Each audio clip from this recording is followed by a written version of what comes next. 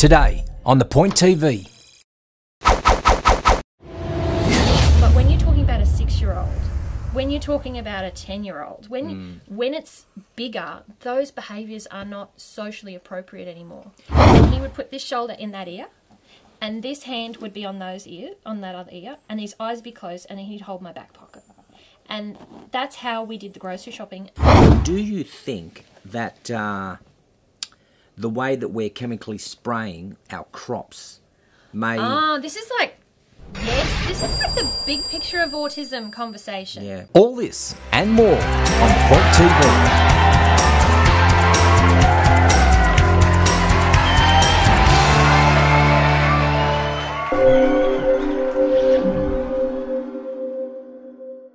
Hey everyone, and welcome to The Point TV. Gerald Pauschmann here, and today I have a very special show because I'm joined by Leah. Is it by or with? I'm joined with. By? I think you're joined with. I'm joined to the hip with. With. I'm joined with. We're with. So- We're with. We're togetherness. I'm joined with. With. Let's not do that again. No. I'm joined with Leah Follett. That's what it is. Isn't it? Is it joined by? You decide, because I'm here with. I'm here with. I'm here with Leah Follett. Nailed it. Nailed it. That's a wrap. So that's a wrap. Thank you very much for watching. And we're going to be talking about something that I think is very dear to some people's hearts, and it's in the area of ASD, or Asperger's syndrome disease. Well, you can say it's a disease or a Yeah, disorder. disorder. Depends on... But I do want to talk about autism. Okay. And the reason why I want to talk about autism, because I think for me, it's very difficult to understand what it is, how the diagnosis happened, and what you're doing to maybe, I don't know whether the word is to manage or to cure it or whatever. So Leah, welcome. The one thing I know is that you used to be a Northern New South Wales girl, and then you've defected. You went south. I did. I was actually born in Murwillumbah, and then I decided I'd try on being a Queenslander for a little while, say like 15 years, and I'm way down the bottom now. I'm in Victoria. Victoria, so you've been there for a few months now, or nearly a year. Yeah, haven't done a winter yet. Oh, okay. So this is at the moment, I'm loving it. Yeah. But all the locals tell me that it's you have no idea. What would they know? What would they know? I mean, so yeah. And I'm guessing maybe you even may have moved for a reason. So I do want to talk to you about your son. Yes. And how it all began. So let's start from the beginning. Yes. You had a child, or you have a child. I do. And then something happened along the way where I'm going to call it an intervention happened. So whether it was by a DNA, whether it was family history, or whether it was by some chemical that happened, you noticed that there was a change in your son's behaviour. What happened? Okay, so firstly we need to frame up that I had a pretty normal pregnancy, normal sort of delivery, and we came across the issues that every first-time family, first-time mother would come across. And I had always found that I'd go back to books as reference. So I'd Kaz Cook, What to Expect When You're Expecting, Up the Duff, whatever the book was. I was able to track what was coming up next through self-education. I knew what was coming. I knew what we were looking for as far as normal childhood developmental milestones. And at about 12, 18 months, William stopped hitting those benchmarks, and all the other kids around him seemed to start branching off into these, these developing skills that are specifically uniquely to them. But that wasn't happening for my child. And he became sick. He became, it started with, say, a snotty nose. We started, pulling back on certain foods, paying more attention to our diet, seeing just mainstream doctors, not having any idea as to what was going on with our kid. But by the time we got to William at age 6, and William at age 6 now had a little brother, they both had similar symptoms, and we needed to start looking for answers. So we had schools, like I knew that William was quiet. I knew that he didn't engage well with other people. We didn't have an explosive child, although we had a lot of meltdowns at home. he was just intolerant to the things. He wasn't a flexible child at all. We had to do a lot of speaking for him, and I look back at it now and I can see that it was more like interpretive dance. When he tried to speak to us, he was using the whole body to try and get things across because his language was so poor.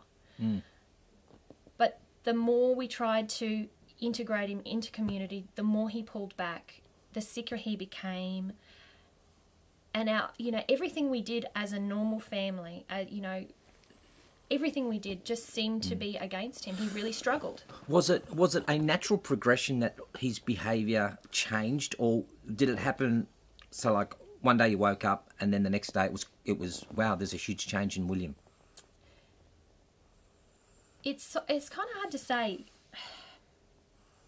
It wasn't a massive change. There were gradual little tell signs that we were going into a place of uncharted territory. It was completely off the book as far as I was concerned of having a new baby. But, like, we had a few health issues that sort of, I don't know, something just sort of changed. There were elements of overnight. Because as a mum, you'd know. There were differences. Yeah. It was like he got a snotty nose, he got colds, he had antibiotics. Big change. All of a sudden he was hypersensitive, and the things he was doing 2 days or a week ago he couldn't do. But they're only small things. It wasn't part of the big picture, and I can't say that I had, a normal child and the very next day he was autistic. Yeah. Part of that was that there was a progression, and it was my eyes being open to what autism was, because my scope and understanding of autism was like Rain Man or someone, with an actual cognitive impairment, like an actual disability where they're actually broken. There were just, communication disorders, and as a mother, you just know what your kid wants innately. Yeah.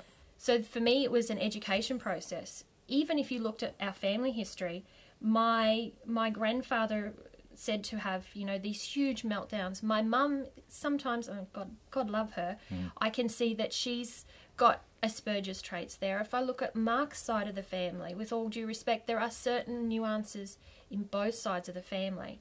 And that was my normal. That was my frame of reference. I met my husband when I was 15. I mean, we didn't get married till I was 20, but he was the first man I'd ever loved and ever been with. And he had a lot of traits that I saw as normal because I saw them in my own father.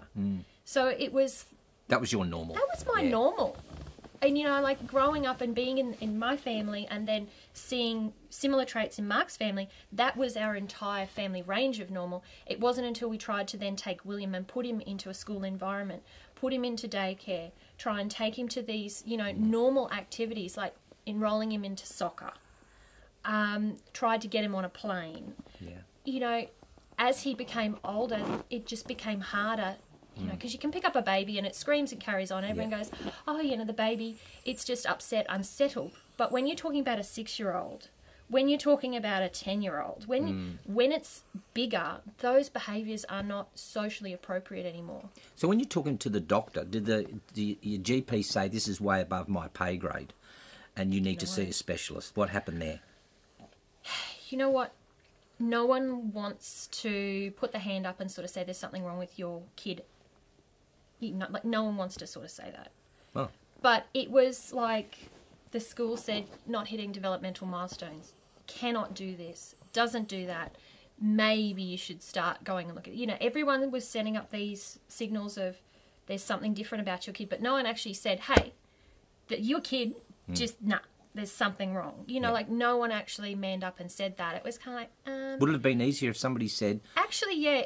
If people felt comfortable and confident in, not having such a reactive situation. This is, I don't know that the school even felt comfortable. They're just like, there's something wrong with Will. Has he had his eyes tested? Maybe you need to go and see a developmental optometrist. Maybe you need to go and see an audiologist. Maybe he needs some OT. There's all these therapies that people skirt around. And once you go through that and tick the box and, oh, well, we've done that, we've done that, we've done that, you just start going through a progression of therapies and therapists, and they pass you on to the next one. It's like, oh, well, I can't fix this here. Go and see another person. Go and see another person.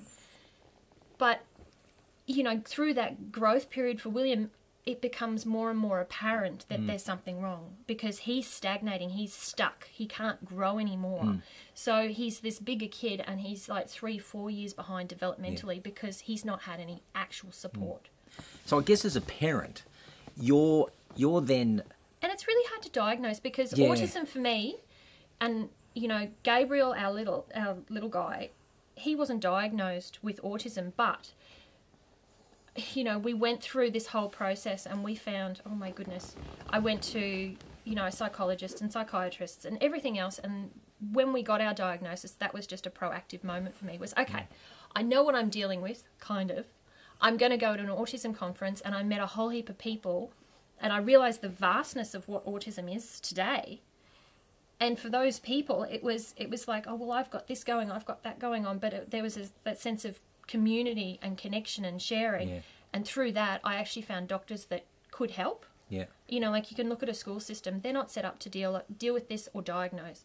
Normal mainstream doctors, they have to refer you to a psychiatrist to get a diagnosis. You know, like, it's very small niche, and there's nuances. It's just even between having ASD and having, say, Asperger's, a lot of the traits cross over. You know, like, it's not a definitive, it's just such a big grey area. And it's hard to say, you know, like, it's, if you're missing an arm, it's you're missing an arm. And, it, you know, like, that's real. But how a child presents with autism, even when I take him to, say, the doctors, because he's out of his home environment and he's in another environment, he's already heightened, he's already not coping. And that can work, you know, either before or and against. It could be anything. You could take him on a plane. You can take him into a new, you know, a new area, another shopping centre. Oh my God, shopping centres. So for me to take William at age 5 to the shops, he would put, I could only wear jeans because jeans had a back pocket. And he would put this shoulder in that ear, and this hand would be on on that other ear, and his eyes would be closed, and he'd hold my back pocket. And that's how we did the grocery shopping. And I'd have to leave him. He physically could not go down the laundry aisle of a supermarket because the smell was so intense. I mean, that going down a laundry aisle with the fragrances and that stuff, that's, I mean, you know. What's a laundry aisle? Well, you know, I'm kidding. I'm a male. Sorry. Pouring my heart out, and you're doing... I'm working with monkeys. You are? Monkeys and dogs. Yeah, I'm working with dogs. But what I want to ask is, you as a parent, you would have then kicked into top gear. Absolutely. And you would have said, I have to find and I'm going to say, I have to find a cure for this. Yes, well... The Lorenzo's oil of autism. At the time, it wasn't, I have to find a cure. It was, holy shit, what am I going to do when he's 14? Yeah. Oh, you thought that, you had that foresight. Just like, okay, he's 6, he's 8, he's getting bigger. What am I going to do when he's 14? You know, my dad's a tall man. You know, Mark's tall. Oh, yeah. You know, my sisters, I'm the little one, you know, in comparison. And I'm just like, okay, next generation's going to be bigger. What am I going to do? How am I going to manage this? Manage him, yeah. So for me, it wasn't like I was going to cure this. For me, it was about management, because as far as I knew, there was no one that could cure autism. Right. You know, like we're looking for the autism gene, or... No one's willing to stand up and say, I cured autism, or, you know, that change happens, or any of those. But would there be things. people that would say, I have cured autism for my child? Absolutely. Right. Yeah. And yet you would read that book that says, my child is cured of autism. You would read that book. I would read that book. Because you would say, I want what that person has. I want that outcome. Yes. But, I mean, I cured autism for my family based on our genetics. And I mean, you've got to understand, and I don't profess to understand everything that science has to offer in this space, but I know that we've got genetics, and I also know that epigenetics is an expression of those genes, and certain contributing factors in our environment either turn them on or turn them off. And I know that certain foods can turn those genes on and turn them off. I know that certain behaviours, how you feel and perceive your environment, whether you're in a state of stress or you're in a state of, they call them sympathetic or parasympathetic responses. So depending on those contributing factors, that is either going to be expressed as, say, autism or autoimmune disease, or schizophrenia or depression or whatever it is for you. You know, like, we've got depression in our family. If there were a different set of circumstances, then I might not be sitting here saying I have an autism family. I might be saying something else. So it depends on contributing factors. And as a mother, yes, I have cured autism in my family for my child. Yeah.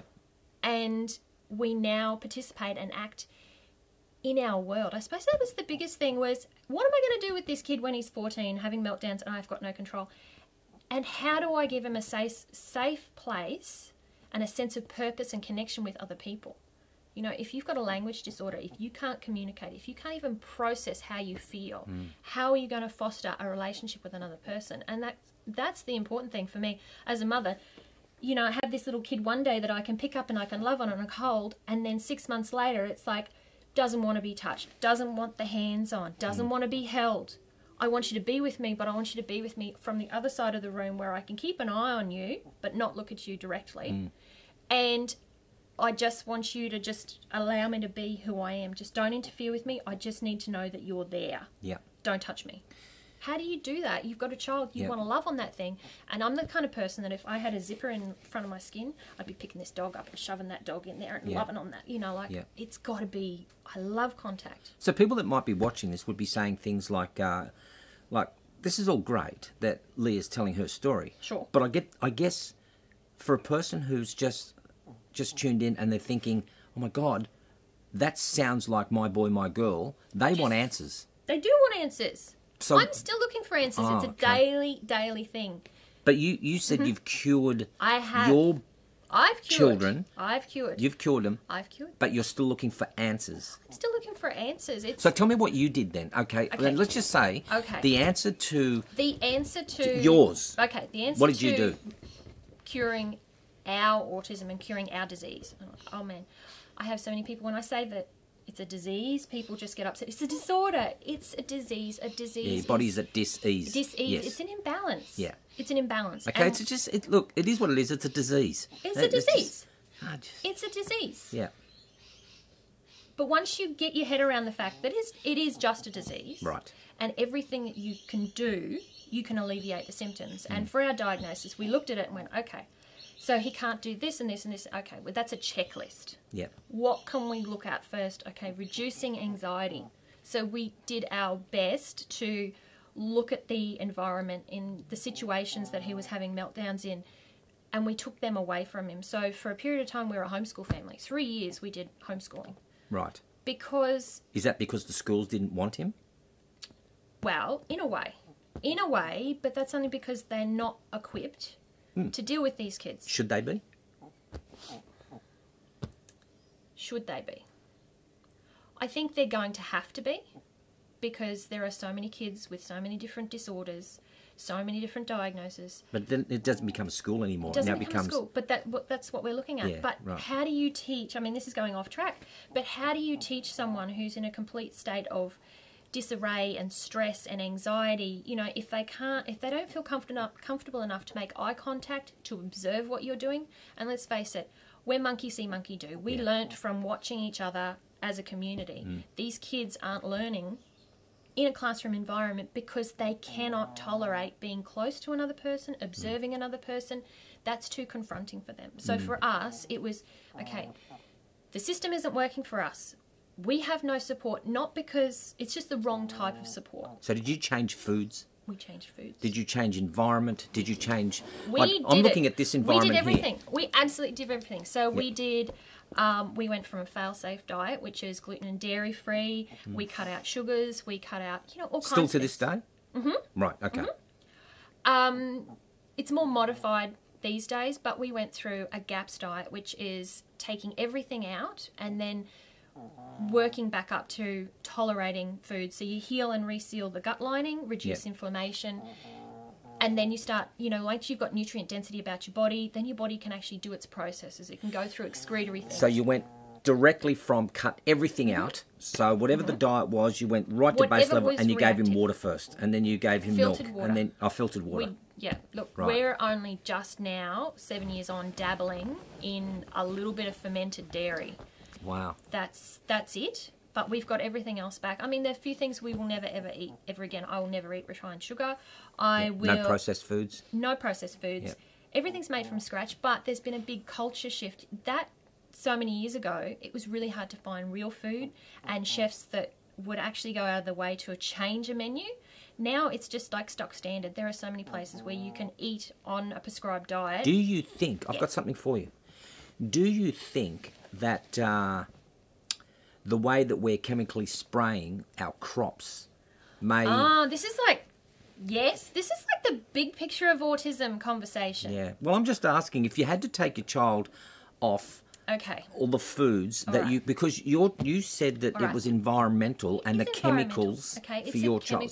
So really it is all the chemicals that we're spraying on our crops. It's chemicals spraying on crops. It's the nutrient density in the soil as well. You know, like when you spray chemicals onto crops, you're actually affecting the ground as well. You're affecting the worms, the bacteria. It's a living microcosm. That has to be working and breaking down the nutrients so they're available in the soil for plants to use. So I don't believe that I don't believe a carrot is a carrot anymore. I don't believe we're getting the same amount of nutrients. And then also once you pick and pack and harvest, even if it is organic, sometimes it gets stored for months and months and months. If you pick an apple off a tree, it's going to deplete, you know, the water content, its nutrients. There'd be a lot of people that would agree with that. Like even in who are my age group would say a carrot doesn't taste like a carrot anymore. An apple doesn't taste like a watermelon doesn't even taste like a watermelon anymore. And fruit. I mean, fruit has almost turned into candy. You know, fruit is very, very sweet these days. Yes. You know, like it hurts my teeth. It's so so sweet. If I have an apple, a pink lady apple, like it's juicy and it's delicious, but it's not an apple that I remember from my childhood. It's very heavy on the concentrated sugars. Our food has changed. And so you're in the kitchen most days just trying to prepare a bland meal for your children. No, good. No, okay. No. In the beginning, so it's not potato and water, filtered water. You know, like we've got variety, we've got colour, we eat seasonally. We go out of our way to find farmers markets and connect with people that love growing their food, that are using, I mean, they're not even certified organic farmers, but they understand the importance of biodynamics, soil biodynamics. So they're doing the best thing to grow the best produce because they know ultimately, at the end of the day, the more nutrients they get into those people, the more intelligent they're going to be, the smarter they're going to be with voting with their fork, making decisions. The money comes back to them. And it also increases... I love that. Like voting that? With their fork. I don't even know where I picked that up. But That's so clever. Something... It's not mine. I'm not going to claim it. But it's just one of those things. Is if you've got a more intelligent population, maybe that'll filter up to a government level and they'll start subsidising, you know, good farming practices rather than something, say... I don't even want to... No. I'm not even saying sugar industry or corn or whatever those things. They're not particularly high nutrients. They're great staples, but they're not as nutrient dense as a product, as a thing for the body. You know, like it's just a filler. In my mind, it's just a filler. So where are we at now? Your child is... how old is William? William's 13. Right. So at 13 now... You want to know how awesome he is? No, I want to. Here's what I want to know. I'm going to tell you how awesome my kid is. Oh, look, I believe. I've had conversations with you. What I want to know is he's now at 13 because he's at the age that you thought, oh my God, at 4, what am I going to do when he's 14? Yep. So now he's there. He's there. Okay, talk to me about his development and what's happened to now. Because you say you cured it, so he must be. Is he in mainstream school? It's mainstream school. Okay. Does he have meltdowns? Yeah, but they're within normal range. He's doing normal high school teenage stuff. William now is in such a good place because what he knows about his body and how reactive his body can be to food. And it's not just, I mean, we talk about food. We've spoken about food a lot. That's only one component of it. But he understands what it is and what food means to his body, and it has to, because now he's in a tennis program at school. So he's in a mainstream school, but he's actually enrolled in a tennis program. So he does 13 hours a week on court, plus competitions, and travels away for tennis without me. And he manages all his own food. He can communicate his needs. You know, like he's not an elite athlete, but his body has to be able to keep up with the demands of expending that much time on court. I'm going to sound naive, only because I don't understand it that well as you do. But if if a child or an adult has, say, epilepsy, they can feel the onset of an epileptic seizure happening. Yeah. Right? They can feel that, and then they manage that. Yes. In your case, does he have, you know where I'm going with this? Does he have like a feeling that I'm about to have a meltdown, and does he have like cue cards that he pulls out to say, right, you need to eat this, you need to listen to cool music? I don't know, just help me out with this. So now I'm on not a very stress smart, stress- am I, when it comes to but this? you're lovely. That That's counts. not a- That counts for everything. I'm very smart. I just want to know what I would do if I had one. If you had one of these kids, okay, so for William now, he is in charge of his own body. I have to give him a couple of cues every now and then and Like bring what? him back. What's a cue for you? We call it green Focus? time. Oh. We call it green time. It's like, okay, do you need to go outside and just be on your own, by yourself, without anyone in your space? You know, like it's for him, it's getting out and being, you know, earthing, being connected, spending time with the animals. The animals, I mean, you would know, but the animals are the biggest helper. There's nothing that an animal wants of you other than connection and contact, and even then they'll take it or leave it depending on how you feel. Like, they're so engaging in that way. But if he's getting worked up, he's not having the meltdowns, he's not having the explosions like he used to. It's within normal range, and he has outbursts just like every teenage kid. But for him, it's at the end of a day when he is, you know, like, he's been tuning into schoolwork, he's been on court, he's tired, he's exhausted. I just need my own time. Yeah. And he's sensitive to the fact that... Like any 13-year-old. Any 13-year-old. Yeah. Just hop out of my way. Just leave me be. And we can give him that space. But I think you should give every child that space. So it's not autism specific. Yes. Every person deserves to have space. At 6 or 7 or 8, Yes. was he at school or homeschooled? He was in halfway through grade 2 when we pulled him out. Right. And, when did you put him back into mainstream? well, actually, can I say why we pulled him out? Is that all right? Hell It's a yeah. particularly emotional part for me. But that was the turning point. So up until then, we were looking for, hadn't had a full diagnosis, but there was something wrong, something going on. And we started looking and working with the schools, so doing IEPs, which are, learning plans specific to his needs. And we realised that we couldn't be part of the system because he got beaten up at school. Bullied. No, he was actually... Beaten up.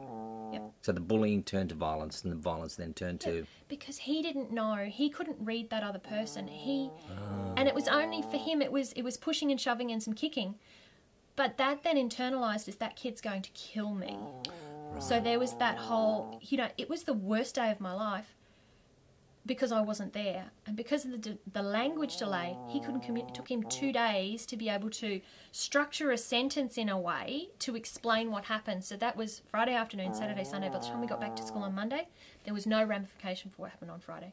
So he had no one in his corner. I couldn't, as much as I stood up for him, there was no one else to stand up for William. William couldn't communicate well enough, and that was the big turning point, was that I couldn't have done anything. I couldn't have protected him. He can't protect himself. He can't even alert people to the fact that he's hurting. Yeah. And on that first day, Monday, back at school, like, he didn't tell me till the afternoon, I dragged him, and I just put him in the car, shoved him out of the car, and dragged him into the school, because in my mind, he just didn't want to be at school. He was causing a fuss. I didn't understand what had gone through, and I gave him absolutely no space or breathing room. There was no heart, no connection. I was just so infuriated, and I sent him back to the place that he felt so insecure and so vulnerable. And it wasn't until that afternoon that the wheels fell off. He lost his shit. It was terrible. Like, the whole house was demolished. It was just... a nightmare, and that's it. It was like, Mark came home from school. I'm like, okay, William cannot go back to school anymore. We can't do that. It doesn't work. It's not going to. So what was the decision then to put him back into school? So this is the genius part, was once and I'm going to congratulate myself on this. Well done. High five. High five. That's what a clap is, by the way. What's clap that? is a independent self high five. So every time you clap, it's really... Okay. You don't need another person. It's just... well, thank you for that. That's all right. You want to give yourself a clap? Go for it. Okay, so the genius about listening to your body, giving it filtered water, giving it clean foods, reducing your stress, being accountable for your own emotions, feelings, whatever, is that when you turn 12, You wake up one day and go, I want a friend. Right. And it's like, Mum, I'm going to school today. Excuse me? You're He going said to that. school? Yeah. William took himself back to school. And when we moved to Victoria, we didn't know where we were going to live. Yeah. William went and tried out for this tennis program and got accepted. You know, like, he's been playing tennis a long time. That's how he communicated. Like, that was his sense of purpose and belonging, is because it's parallel play. It's you're on that side of the court, I'm on that side of the court. All I got to do is hit the ball. That's it. So that was his thing. That's how I play with you. It's parallel play. So he just went and found somewhere where he could do his parallel play, or where he felt comfortable, Brilliant. where he felt that he could achieve, got himself an interview with this amazing school, and that's where we ended up living, because he was the only one that knew what he wanted to do. He just wanted to play tennis every day. So at school now, would somebody see him and say, he's a bit different? No. No. So as a younger... When we enrolled him, we didn't even tell the school. Oh, right. We That's didn't even brilliant. tell the school. Because they would behave differently to... Well, we don't want kid gloves. I mean, we Yes. had this diagnosis so many years ago. We have grown and changed and healed and restored. It's incredible. Like, it's just like we did this one thing, and then I didn't realise that just changing the water had everything to do with how the body's bacteria works and the energy you get and how well it can detoxify and excrete heavy metals and toxins and all this. All we did was change our water. Yeah. And we got all this range of, you know, healthy, happening things, renewal in the body. It was just change the bloody water. The gut tells us a lot about what we can do. We could go into another... I know. And we're going to have one of my good friends, Don Chisholm. He's going to come on and talk all about this one day. Yeah. He wanted to be here today, but he's travelling around Australia. When he gets back. We will have another one. So, But we did that, and so then it's just, well, you know, like, we go to a different school, and I mean, transitioning kids with autism is a huge thing. We used to have to make little cards that was, you know, first take off your pajamas. There's a little picture card, because he couldn't read in grade 3. Yeah. So little picture card, it's to take off your clothes, then you put on your underwear, then you put on your shorts, and we had to, and even the day to day, it's like, okay, we're going to school, so once you're dressed, then you've got to have your breakfast, then we've got to get in the car, then you've got to do, you know, all of that, even to when we were supplying the school with little picture cards. So you've got this teacher, and then you've got religion, so you've got that teacher, and we would have their photograph on the card so he knew was going to be there. So it's routine. It's routine. It's providing that scaffolding until they're comfortable. Wonderful. But such change, you know, like, I'm not... we changed. We've been through a couple of different moves for whatever reason. But now it's like, that doesn't fit us anymore. Yeah. We're so far removed from that. And, like, I have no doubt that, you know, like, if... There's no way that they would diagnose him. He is just a normal 13-year-old boy. Love that. Normal. I Normal. love it. Just normal. Whatever normal is for Whatever that person, normal is for that person, he's in balance, he can communicate. He's in balance. Yeah. He's a C-grade student. Yep. And, you know, for some people, that, oh, you got C's. I don't bloody I don't care, care. because it's not D's, and he can write an essay, and he can do these things. And you know what? He's leaving the house. Wonderful. He's happy. He laughs. He has a friend. So what you're saying, the message for me that I'm getting is that there really is hope. Look, okay. If well, for you... There is hope. Yeah, you wanted hope, Okay. you got hope, you found it. Can I say that there is okay, and I'm going to split it. So there's autism where there's disease where the body is broken, where there are things that just aren't going to work, and it doesn't matter whether you give it supplements or, you know, medication. There are just things that if you've got a thyroid disease and your thyroid's not working, that's broken. It's very hard to make that function work. But then they've got this whole other realm, and I'm going to say that it's lifestyle-induced autism. Can we say that? You can. Lifestyle-induced autism. I had a normal baby, and because of our environment, because of what I believe, because of what I thought, because of our food, because of so many factors, my child failed to thrive, and he recoiled from his environment and got sicker and sicker and sicker. And the longer it took me for those pennies to drop and to start making changes, the worse my situation became. You know, your relationship with between myself and my husband changed. Work had to change. We had to change everything to accommodate restoring balance to this kid's life. So what I'm essentially saying is that you've got a whole heap of kids out there that have an autism diagnosis that is emotionally triggered or environmentally triggered, nutrient deficiency triggered. There's all that space. And I think we can regain health for those kids. We can regain some sort of normal life for those kids and reduce the symptoms, you know, quite quickly by triggering or changing those certain things in the environment. So, you know, like you can go and see kinesiologists, osteopaths. You need to put together a wellness team. So whatever that looks like for you, and it doesn't have to cost thousands and thousands of dollars. You just get a water filter. That's a couple of $100. Big deal. You know, like it's not a hard thing to do. But even for the autism families where these kids have got physical long-term impairments or inabilities or abilities, you know, because some of these kids are amazing. Absolutely gifted. They're brilliant thinkers. They just have to be able to communicate what's going on for them. You can still reduce those symptoms. So a kid with some sort of cognitive impairment that isn't always going to relate or function, even someone with Down syndrome, can still benefit from clean, filtered water, fixing their gut, being able for them to go to and have a really nice poo. Even some, I totally agree. I love talking about poo and poo analysis, and Don would. I've got Don's book. I met him briefly, but even they can benefit from what we're talking about, taking a holistic approach to curing and healing certain elements of their diagnosis. It's not just autism on a piece of paper. It's autism, but it's got this and this and this. You know, like there's different factors. Like I said in the beginning, it's a whole checklist of things, and you just need to take one at a time. Some things you never get back. Leah, I can talk to you about this forever. And it seems like to me that you have done a lot of research and you're a wealth of information. But you've done a lot of research, not for everyone else, but for yourself. And you probably would say to anyone else that has a child who's got, you know, an affliction, a disease, a disorder. Can we say child, parent, person, human? Let's just human, cover yes. Human. Yeah. Yes. Dogs too. Absolutely. Well, Dogs too deserve a holistic approach. So I'm guessing that I want to wrap this up because we're running. I'm having such a good time. But we're running out of time. We'll get you back though, because I'm going to get you back here with Don, and then talk about the gut and how all that works. I think that'll be amazing. And I am going to apologise that throughout this you may have been hearing some snoring that's been happening.